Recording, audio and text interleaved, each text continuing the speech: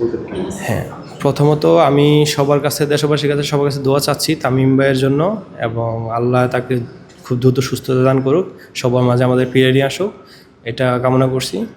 আর দ্বিতীয়ত হলো যে ওনার শারীরিক কন্ডিশন এখন আলহামদুলিল্লাহ আগের সাথে ভালো আছে। আমরা যখন হসপিটালে নিয়ে আসা হয়েছে তখন তার কার্ডিয়াক অ্যারেস্ট ছিল।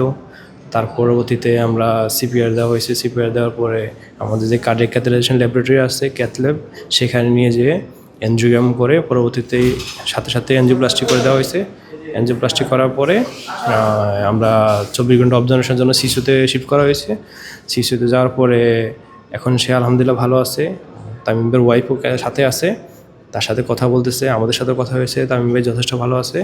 আমরা আশা করি যে আগামী 24 ঘন্টার মধ্যে আরেকটু ভালো হবে। তারপর আমাদের হসপিটাল কর্তৃপক্ষ একসাথে বসার পরে এবং মেডিকেল টিম বোর্ড গঠন করা হবে।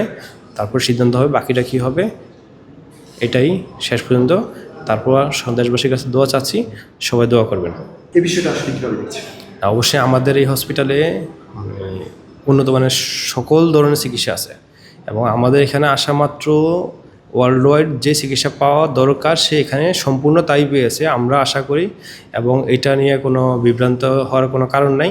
সে সম্পূর্ণ ওয়ার্ল্ড ওয়াইড ট্রিটমেন্ট এখানে পেয়েছে, এবং আমাদের পক্ষ থেকে আমরা সর্বোচ্চ দেওয়ার চেষ্টা করছি।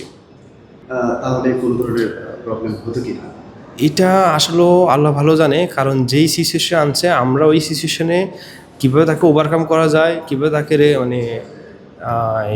তাড়াতাড়ি তার ট্রিটমেন্টটা দেওয়া যায় সেটার জন্য চেষ্টা করছি। আমাদের হোল হসপিটাল একসাথে প্রিপেয়ার ছিল, আমরাও প্রিপেয়ার ছিলাম, আমাদের ক্যাথ ল্যাবও প্রিপেয়ার ছিল।